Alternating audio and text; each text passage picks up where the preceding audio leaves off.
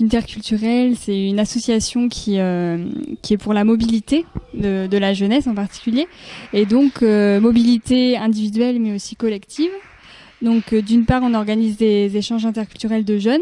Donc là, c'est des jeunes de différents pays qui se rencontrent pendant une semaine, et une semaine dans chaque pays, des jeunes qui participent. Donc ça forme un cycle.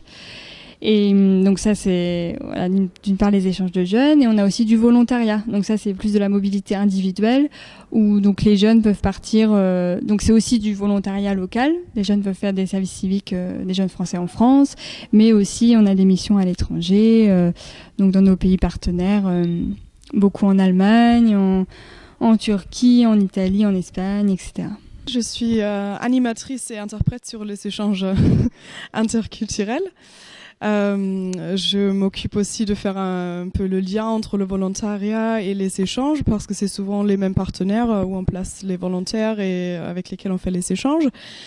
Après, je suis à Interculturel sur un poste qui s'appelle Travail chez le partenaire. C'est un programme de l'OFAGE qui permet aux Allemandes de venir travailler 1 an en France.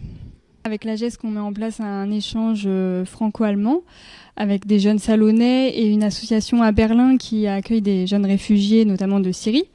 Et donc là, c'est un échange binational.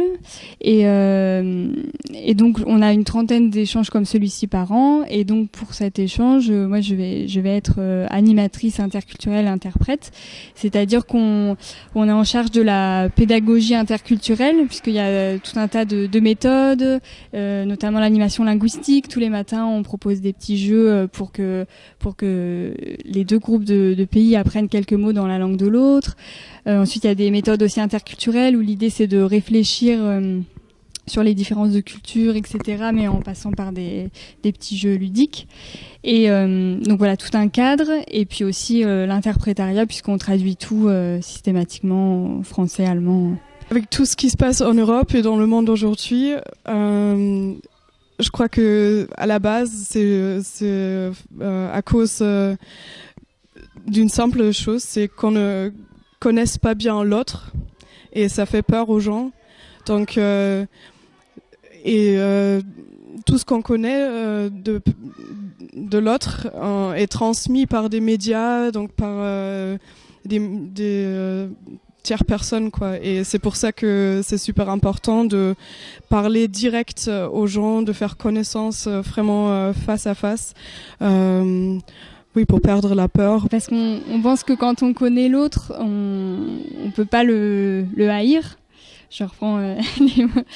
Et donc du coup, la rencontre, ça met à bas plein de stéréotypes, plein de préjugés. Et souvent, quand on connaît pas, ça fait peur. Et donc voilà, nous, c'est vraiment l'idée de se rencontrer pour se rendre compte que l'autre, finalement, il a les mêmes petits problèmes que soi, les mêmes joies, les mêmes questionnements. Donc voilà.